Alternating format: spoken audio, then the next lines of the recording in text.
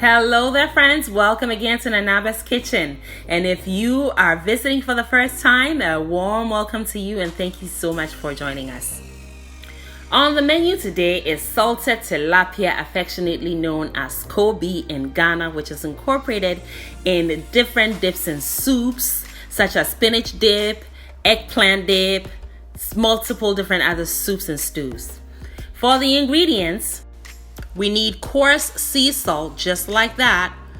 And then we also need fresh tilapia. And I'm using 6 medium-sized tilapias. And of course, we need the sun, which is absolutely free. Now, we also will need a thick fabric. So I recycled my basmati rice bag. What I did was remove the seams from each side and opened it up. I'm going to create a barrier with my kitchen paper towel and pour some salt onto the towels to create a bed of salt. And now for the fish, you want to remove the scales, leave the fins on. Then you want to gut it, so you want to remove the stomach contents, but you want to leave the gills in. Now we're going to pack some salt into the head of the fish as well as the belly.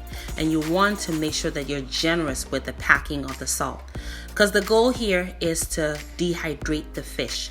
Once it comes into contact with the salt, it begins to immediately lose its moisture content. And that's what Koobi is. Once you're done packing the belly and the head with the salt, you're going to place some more salt on top of the fish and lay it on the bed of salt.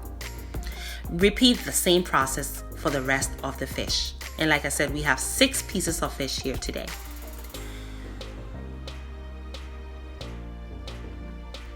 Now pour enough salt onto the fish. Once it's all nicely arranged, you want to bury the fish underneath the salt. And then you're going to cover it with a layer of paper towels to create another barrier in between the burlap fabric or your basmati rice bag, whatever it is you use. The reason I used the barrier is because the basmati rice bag has color in it, and I didn't want the color to be lifted once the fish begins to lose its moisture. So now you're going to place your fish underneath a shaded area. Okay, so outside, but it needs to be underneath a shaded area, so not exposed directly to the sun. And we're going to do this for 2 days. But on the second day, here is what we have.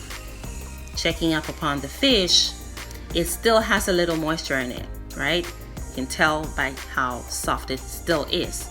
So repack the salt on top of it, cover it, and let it sit out there in the shaded area for another day.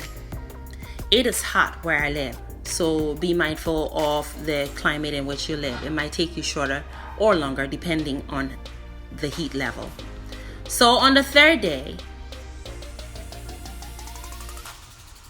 the fish is nice and dehydrated about 80% the way.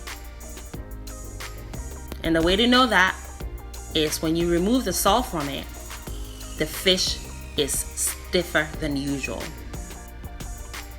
And also at this time, you should be getting that classic Koobi aroma, which is fermented, pungent, and also sweet. Perfect. So now you're going to remove most of the salt from the surface of the fish and lay it on a rack, because it's going to go back outside, this time sitting directly underneath the sun, so away from that shaded area. The rest of the salt, we're going to repackage it and store it in the pantry and use it the next time we have a Koobi production. Recycle, recycle, recycle. Friends, the production of this Koobi was one exciting adventure for me because I saved a lot of money. When I go to the African market, I spend at least $15 per Koobi, about this size, probably even smaller. And I only spent $15, you guys, on all of this Koobi. Yeah, big size Koobi, and I got 6 of them. The fish and the salt all came to $15. So what a bargain. So I'm repackaging my salt. I'm gonna store it in my pantry, and I'll use it next time I make Koobi. Why not? Just look at that. So on the 5th day, after being exposed to the direct rays from the sun, our Koobi is ready because it's really hot where I live in the summertime. So if you have more heat, it might take you shorter. If you have less heat or less sun, it might take you longer. But yeah, there you go. What you really want is for your Koobi to become really dry, dehydrated 100% and stiff, and have that classic pungent Koobi aroma. I am excited. I'll be giving some of this out to friends who are visiting from out of state. So yes, $15. That's all I spent. When I go to the African market, I spend $15 on only one Koobi, probably smaller than this. But I got 6 out of this recipe. So try it. You will love it. If you have the sun, please use the sun. It's free. I thank you for watching. Make it a great day and have fun, especially in that kitchen.